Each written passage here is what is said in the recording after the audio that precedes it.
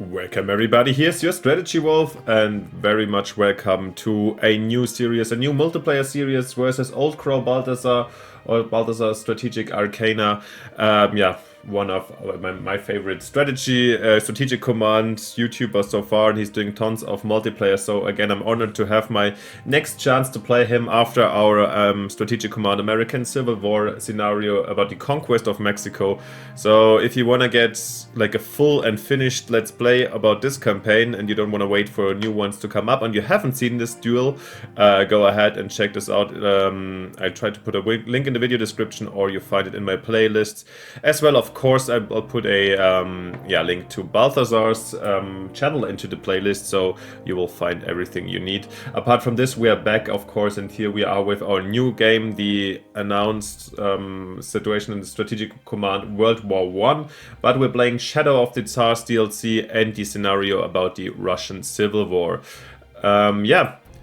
So, if you're new to this one, it's Strategic Command. Of course, you might know this is a DLC to the World War I game, which extends the original series to also the to the Russian Civil War, which starts here in 1919. We are playing these Bolshevik forces, the Red Army under, and in the end Trotsky or Lenin, and the different subdivisions, and fighting the Whites, the International Brigades, the Cossacks, the Poles, everybody basically. If you want to get a little bit more detailed description, you will also find my intro video where I'm just talking about my ideas, the baseline campaign and so forth, and the map a little bit more in detail. Also, of course, you find the link in the video description, and of course I'll also add you the link to a even more detailed video that Balthazar made about the most current changes due to the last patch update that came for this new or like balancing to this very scenario, since he played it before and there were some things to balance. Now it seems to be better. To be honest, I just played this very scenario once in single player, but this was I think a year ago when the DLC came out, more or less. So this is going to be kind of new for me, and we shall see that, but it makes it even more interesting in my opinion. So yeah, it's like something to learn for everybody. And before we get in, let's read quickly here. We're actually still in a single player game since I started the multiplayer lobby already, but I wanted to read these things to you quickly so we get a better overview. So starting off with the first screen, the Bolshevik situation report. The situation facing the Red Army. With the great imperialist war having come to an end, our own war to spread the revolution is only just beginning. Under Lenin's firm political leadership and with Trotsky in charge of the Red Army, we currently control the core of Russia and its industrial heart. Against us is the east. There is Admiral Kolchak's White Army in the Urals. In the south, a massive Cossack uprising has secured the Don region for the Whites, while even further south in the Caucasus, General Denikin has formed a large army that stands ready to march on Moscow. Now's the time to spread the revolution throughout Russia and beyond. The harder the struggle, the sooner the Whites and their foreign allies will tire of it. Workers and peasants, we fight for peace, bread and land. Let that fight begin. And there's another one, the Petrograd Garrison Report. Given the increasing enemy strength in White Finland, it would be wise for us to maintain garrisons in northern Petrograd and Kauga-Lukula. By maintaining garrisons here, we may be able to discourage the growing tide of sentiment in Finland calling for a march on Petrograd. Were we to remove these garrisons, the war with Finland would be inevitable. Leon Trotsky, People Commissar for Military and Naval Affairs. There we are. I think I'm gonna leave you in a second here. If you're new to my strategic command series, I'm normally going to have a first overview and watch the enemy play together with you. Then I'll do a cut where I have my thoughts and so forth. And in this case, we're just in a single player, just to give you the first overview over here. So I'm gonna stop this one quickly and load into our multiplayer game. Strategic first ideas and so forth you see, of course, in the other video, but I'll come to that during the gameplay. Just before we get into it, some organizational notes and disclaimers for you guys. I'm recording this one probably at least 2 or 1 week before the release of the video, and we're trying to pre-produce in a staggered way a little bit, so you guys don't have to wait too long for new releases after the last one is out, and we're gonna upload them or release them in a alternating order. So one day me, the other day Balthazar, and so forth. So you can always watch both sides in the end and have a good time. So the only thing is you have to consider that, of course, comments are extremely welcome, strategic ideas, advice, and so forth too, but you need to acknowledge that once you write that, we're probably already a couple of turns in, so it can't be considered or taken into account smoothly. So it's just like it would be rather nice if you have more strategic or baseline ideas than concrete ones. Then you would say, for example, here we have the whatever 14th army, you have to march them to this and this place. Just rather tell me what you would like to see and so forth, baseline ideas, and I will have time to react to these ideas and so forth and adjust. So yeah, this is what you need to know. And of course, please don't spoiler anything if you're watching both sides. We're both like the game. I'm not watching Balthazar's videos, even though we could potentially after a while, but I'm trying to do it earliest after 20 turns later, because I don't want to be affected by things he said, he thinks, and so forth, and I think he feels the same. So if you're watching both sides, it would be like delightful if you please don't spoiler. If you spoiler too hard, I will get back to you guys if so, but just let me know what you think from my point of view, my perspective, and so forth, and we shall see where this leads us. Alright, so much about disclaimer stuff in the beginning. And I said in the other video that seems to be important to me. Of course, once again, we're playing here in Russia, and this is a brutal conflict here, the extension of World War I in Eastern Europe that shaped with its brutality and the borders that are being drawn are shaping still has some effects for the history and the current political situation of Eastern Europe. And of course we're playing here the Red Army. I'm not necessarily anti-communist, but I also don't want to glorify here the Red Army under Lenin and Trotsky. I mean, the whites are probably, as reactionaries, partially more terrible. However, we also have nationalists and so forth. Anyhow, in the current given political climate and the war in Ukraine, and we have here also war in Ukraine, and these decisions, these events in the past are still affecting the situation up today. So this is just a military game, and I try to divide it or see it completely divided or in a separate way from the current situation, and we're just playing here for fun. I'm not standing behind any of, let's say, imperialist Russian agenda, propaganda, or the current situation. So just because I say things here and I play the Muscovites and try to unite here the Soviet Union or win it for the Russian central power, doesn't mean I'm supporting the current situation. So definitely not. I'm personally standing behind Ukraine, but apart from this, I don't want this to be a too political topic. However, it's quite problematic or not that easy to differentiate in these times, and when you're playing such a complicated scenario. I feel like the conquest of Mexico was, at least, arguably from a European perspective, at least way less complicated up to this day. Okay, guys, I'm gonna make here this little cut and see quickly again when we're back with the actual with the actual game and our multiplayer game, and then we start the gameplay and shall see what I have in mind. See you in a second. Alright, and here we are back on the same map, but in a different play, and this is the first turn of our real situation. We've been going over the map at other points before, but I'm wanna get a little bit into our strategic situation again and some rough overviews. As I explained, we have the interventionist forces of the Brits and Estonians here. We have the Poles that can't push over the Berensina. We have some French troops in Odessa and some Brits in the Caucasus. And the Brits and the Americans up here, while we have Siberian Cossacks here, Southern Whites, and also the Northern Whites. I think they're also a little bit here. This is Ukraine is very mixed up. We have the Makhnovists, like Anarcho Reds. We have here the communist Ukrainians versus Polish forces, and there's also white Ukrainians. So of course the situation is extremely mixed up, that's what it is. And here we have to think about where we want to attack and so forth. Okay, let's have a quick look again at the victory conditions. In the end it was about core Russia essentially. for our Bolshevik decisive victory. Moscow, Petrograd, Tsaritsyn, which is Stalingrad in the end, Minsk, Kiev, Arkhangelsk, Ekaterinburg, Rostov, Warsaw, Tallinn. So for a major victory, we have to hold basically everything and have to conquer yeah, Rostov and the Don, Warsaw and Tallinn. And I think Ekaterinburg, oh yeah, exactly, in Siberia and so forth.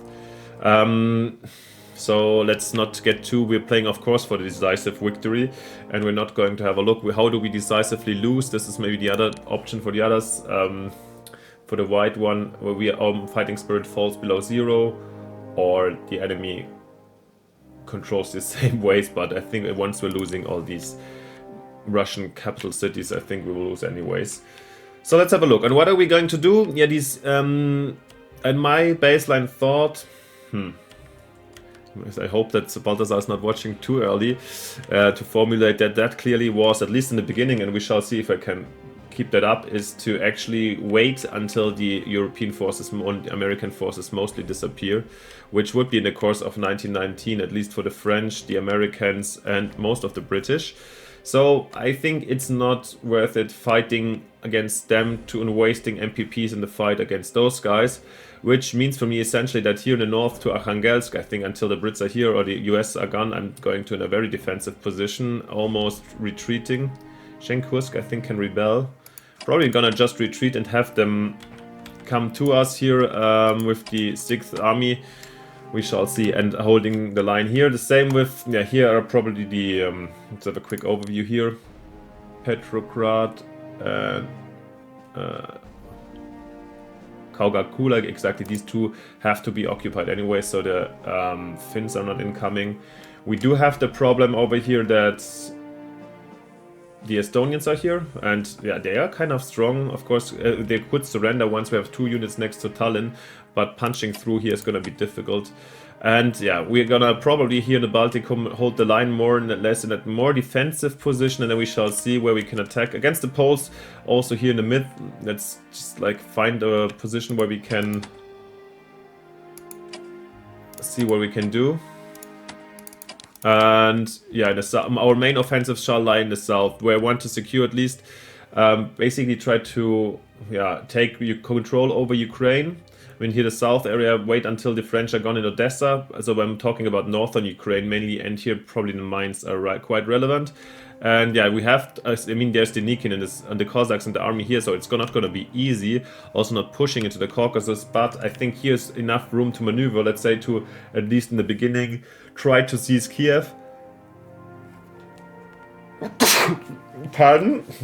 I had to sneeze. And Kharkov, and here these areas to push the southern whites first, and yeah, maybe also a little bit against the Cossacks. I mean, this is exchangeable, whilst in the north I wanna hold the line mostly. I mean, can be altered, this can be changed and so forth, and we have to see how things are going, but this is my first idea.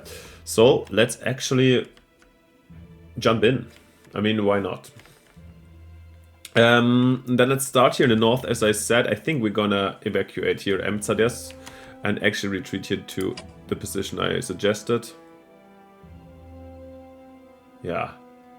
I'm pretty sure here's units of the enemy and they can bypass us, so why would I hold the line here? Nudge, and yeah, Nadi Johnny. I'm sorry guys if I'm mispronouncing Russian heavily here and there. Yeah, I have no clue.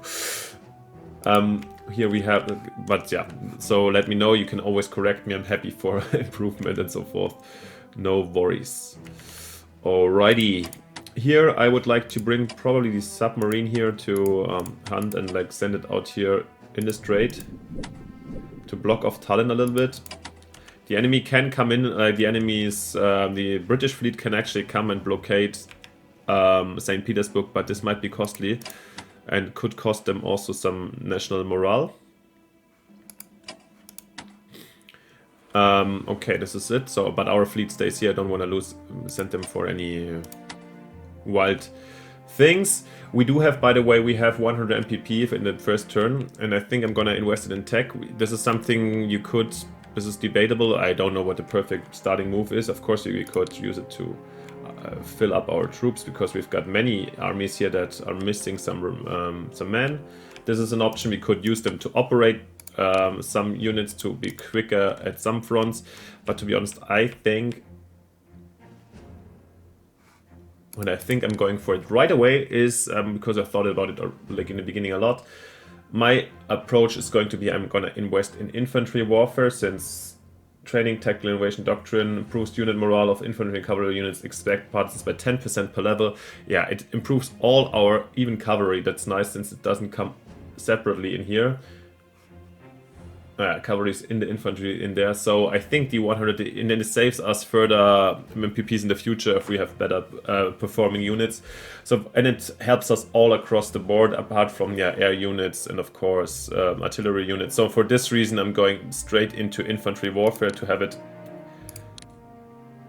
on the way. In turn 1, we have industry, to be honest, anyways, double chitted, and production. Here we're doing quite well in our supportive things, so infantry warfare it shall be. And the rest has to march into position at the beginning. We shall see.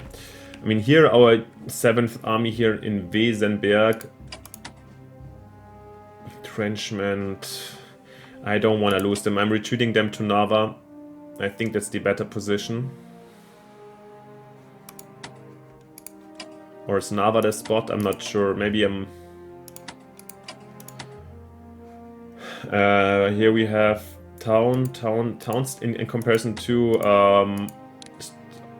American Civil War. The towns provide some defense bonus. That's actually nice. That's why I would consider Narva. Until they're fresh, let's do it. I don't know if they're gonna move up immediately. Full throttle. We've got here the Latvian Rifle Division. Oh, that's a corps. Oh, we got division, corps, and armies in this game, by the way. We have to have a little bit of a different look. And we've got these Novgorod Red Guard Militia. I think I'm gonna send this division quickly, the Latvian Rifle Division here, quickly to Pskov, just to protect that one. That's important. Riga, we hold the line. Smilton here. Yeah, I'm gonna force march a lot of these units in the beginning, since that's the only way without MPP that we can move units quickly. Here these Red Guards. Maybe you have them here in the swamps to defend the flanks here. Or we have sent this...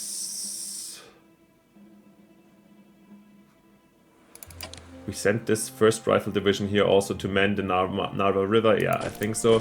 Bring in here the Peterhof Fortress. Oh god, am I already...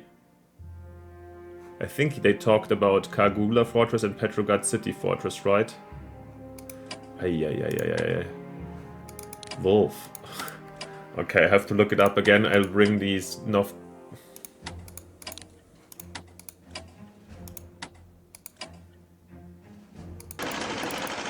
At least here he can control from here to up over there. Yeah, this fortresses will be manned.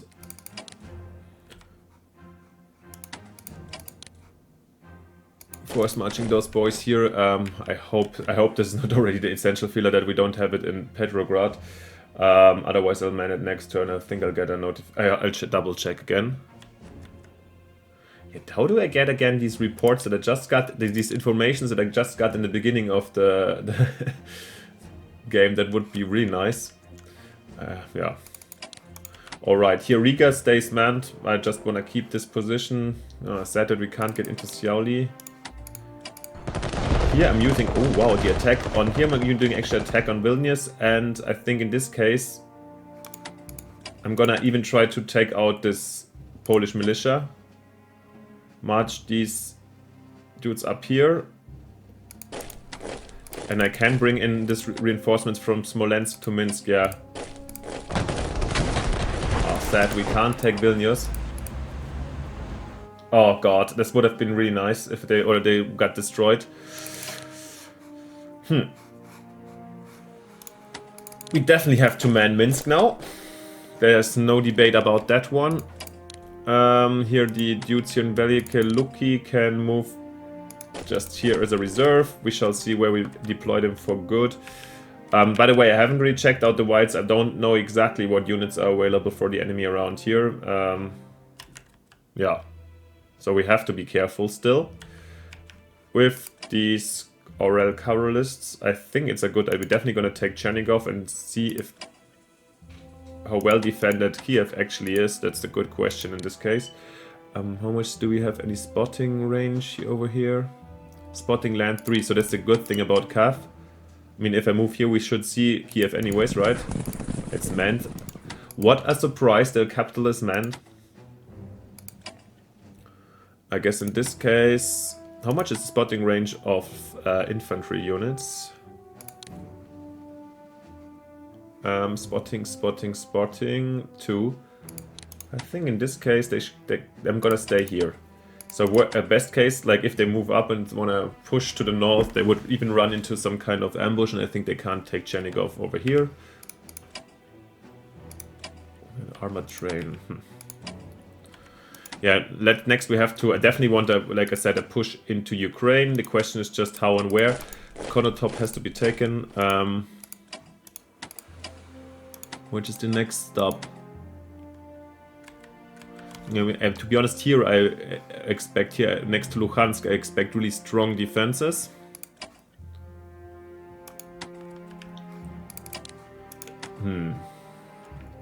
How do we use these troops here? Maybe march toward Kiev. We can bring the armored train to Konotop, just in case. How are we gonna use the Machovists? That's a good question. I think I would like to attack, and best case, give this Zaporizhian Corps some trouble. Unfortunately, not as much as we were expecting or hoping for.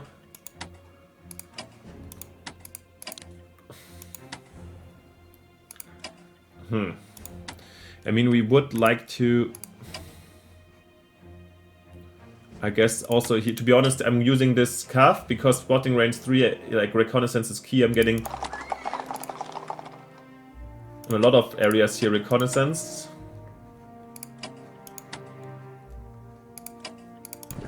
Let's take Kirov Rock immediately, hit a mine just to... Even if we would lose for some reason, I mean, here are the French and so forth, but they can't move more than 3 hexes away really from Kirov without an immense... from Odessa without immense debuff. So for this reason, I think it's important to take this mine just to have the enemy cut off this supply over here. And then let's man Yekata Rinoslav here with these guys.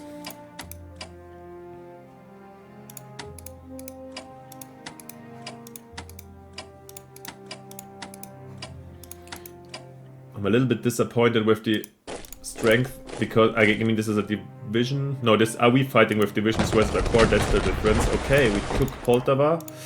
That's unfortunate. We can't man and take it right now. I'm definitely gonna take Kharkov over here. Question is moving into Sumy. That's okay.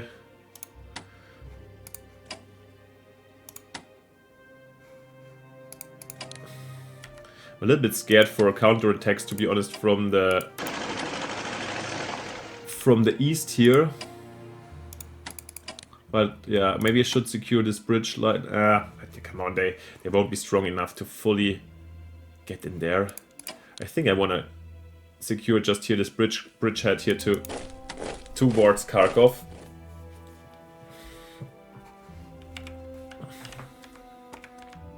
Here's tons of units, that's for sure. And you see here, we definitely had the Southern Whites are strong and ready for their march on Moscow.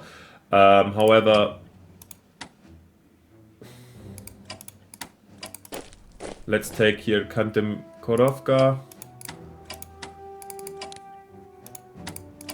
And then...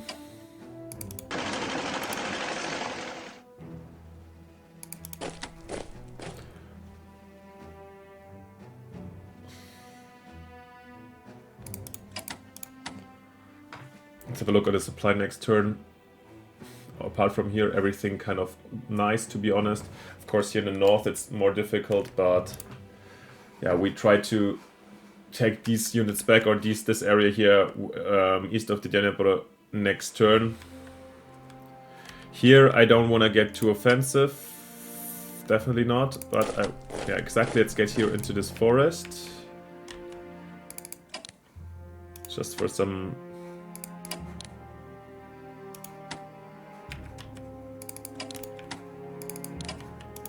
Yeah, now we're getting to the point where, of course, it's getting a little bit tougher. Forest. I'm gonna get in here. Supply situation is fine here. I mean, they can see us. That's a little bit problematic. Question is how far they can... if they can outmaneuver us or not.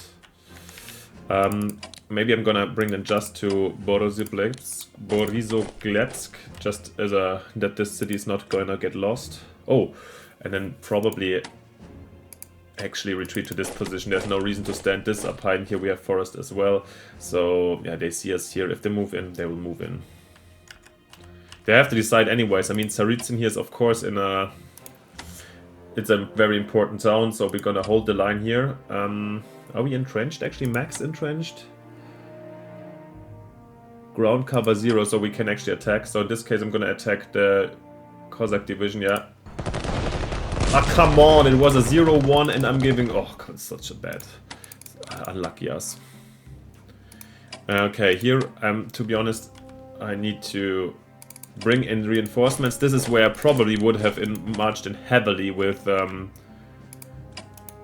if I had, like, operated instead of attacking, I would have invested here and operated a couple of troops here to Tsaritsyn. But we will not, and hope that, despite our bad luck with the attack here, our 10th Army Corps might withstand these attacks. I mean, it's only 2 divisions and a corps themselves. We need to reinforce very quickly, of course.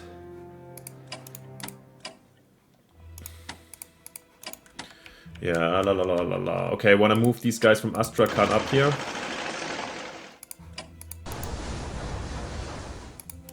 Here, I definitely want to retreat to some extent. Is there Stavropol Hills? These guys are definitely not staying here in the... that town is not banned. Here we have hills behind the river, right? But here in the clear area we're not gonna stay. Do we have enough supply here? Oh no, they have only 4 here. That's not... okay, for this reason I'm gonna just put them to the 5 supply. If they want to, we're gonna lose that down here, that's sure, but...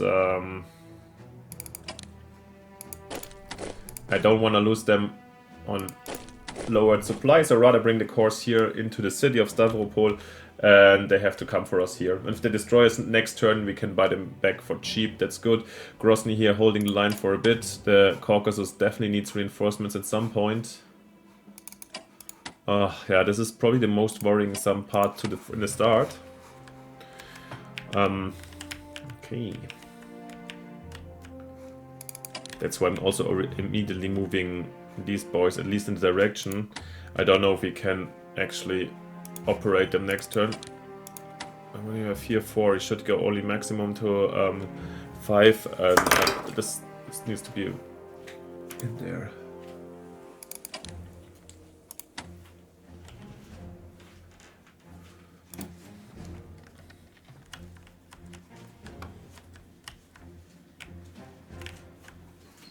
Yeah, well, in the end I think the artillery we're gonna operate, and so let's just have them in at least give them some direction so we won't forget about them.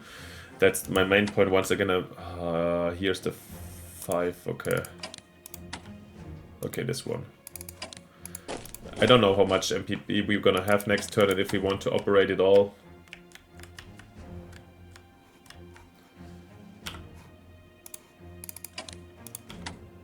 Alrighty. They go to the south, we'll need them, I'm pretty sure. Over here, in the east, oh, there we have some... Here we retreated, these... partisans, let's move them eastwards. Yeah, here... I don't know what we can achieve right now, to be honest, here in the east. We've got a core versus a Ural-wide core. I don't like that this connection is cut off. But it's important. I'm not 100% sure. We have a division here and a core here. This is the capital. I'm pretty sure it's manned. But I guess best case we have... I want to take this primary supply for sure. Oh. Damn it, ambush. But we should definitely secure Uralsk here with this division. That's important. So we have the primary supply source here. I think that's quite a big one. We do have tons of HQs that I find actually a little bit excessive. We have Frunze here, who's Senko rating 6, rating 4. Okay, that's... Here's one. Like, we have so many HQs, but I feel like too many almost. Are we holding the line over here? Ufa here seems to be quite unimportant. But where else would you go, you know?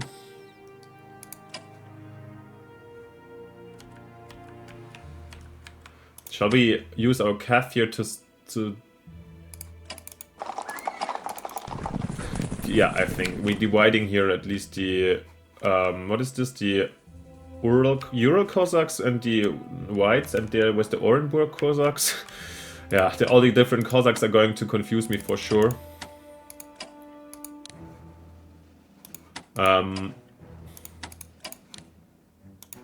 Let's... Orenburg is here, oops. That's our boys. I think I'm gonna push these guys over here because we will need it here in the south, rather an extra HQ in this area. Yeah, I mean we have those boys, but in the east I'm really insecure how we're gonna act here. So the thing in the beginning, we're gonna remain rather passive.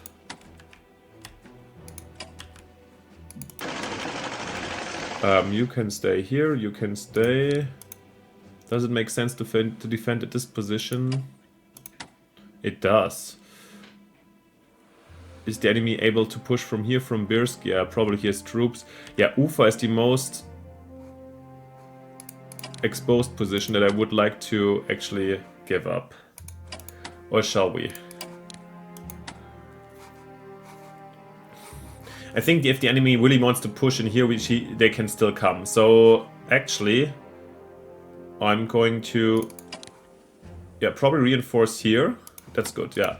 I'm gonna send this corps to Sedlimak to reinforce in this area to Orenburg and also take this route here, just where you have the connection. That's important.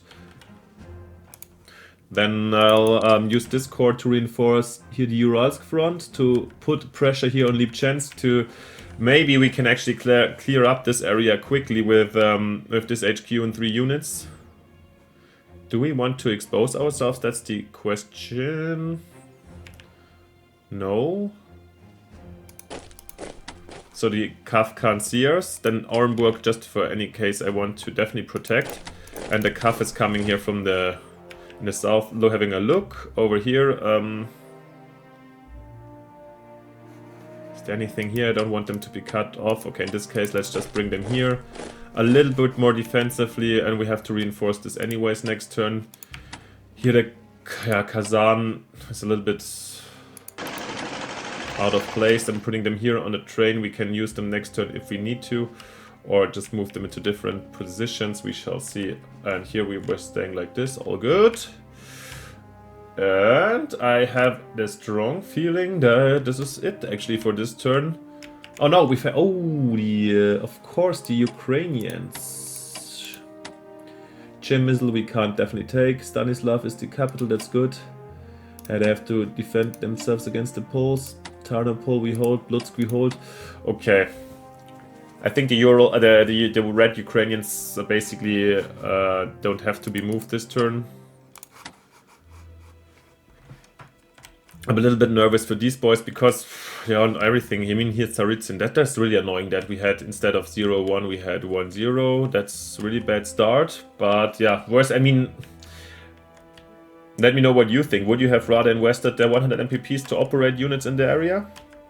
Maybe this would have been the smart move. I decided to go for the infantry warfare, and I really hope that it wasn't Petrograd City that we have to occupy. I think I remember Kaugakula Fortress and what the northern Petrograd City hex. So for the moment, I'm optimistic. Yeah. All right, guys. So much about that one. I hope you wish me luck, you support me through this one, or you let me know what you think down in the comments.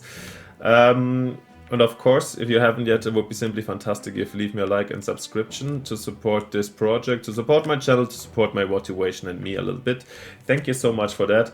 And of course, also don't forget to give OCB likes and subscriptions, since he's doing a minimum the same efforts and work in putting love into his project. So also give him some love back. That would be simply fantastic. Thank you so much. And I hope you're going to enjoy this one. Hope you're going to be here also next time when we continue this series. Have a good one. See you then. Bye. Your Strategy Wolf. Hi everybody, it's again your Strategy Wolf, and somehow I forgot a Strategic Command multiplayer apparently, since I didn't finish properly with you guys. And I'm recording this a little bit later, but no worries. First of all, I clicked to finish, and the Orenburg Cossacks already surrendered, as well as we liberated the Ukrainian Soviet Republic, so we got 2 events fired at least. And now we're having this decision incoming, so I didn't want you to miss these things, so let's see. The Revolutionary War Council, Makhnovist Revolutionary Insurrectionary Army of Ukraine.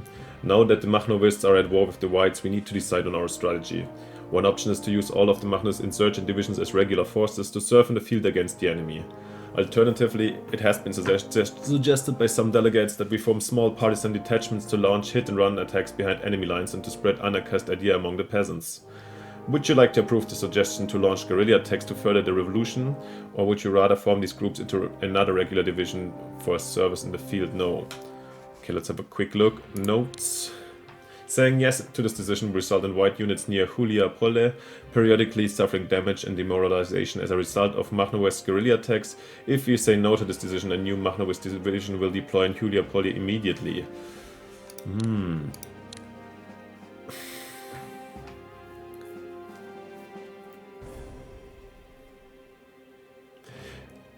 I think I'm gonna get the division. I was almost like quickly to decide that I'm gonna take the guerrilla tactics, but since I tried to put some kind of my early focus in these areas, I'd rather get the immediate reinforcement that can help us a lot to secure, and also our push here. And we have the HQ, and this is, we can really increase the tempo over here quickly to liberate Ukraine. So for this reason, I think I'm gonna say no to field another division. The Makhnovists increased their regular forces. Oh, even with some experience. Bolsheviks mobilize additional forces.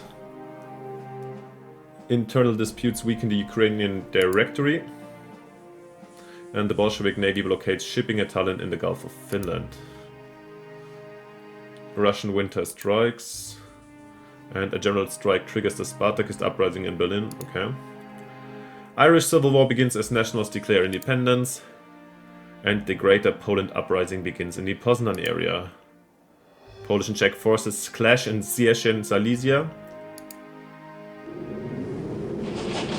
And we're collecting 340 MPP. That's nice. We got another 30 by plundering the capital of Orenburg. That was really nice, and good to have that one. So yeah, that seems to be it. And this time for real, thanks for watching again, and of course the same counts as before. Let me know down in the comments, leave me a like and subscription if you can, and most importantly, see you next time in the next episode. Thanks for watching, see you then, bye. Your Strategy Wolf.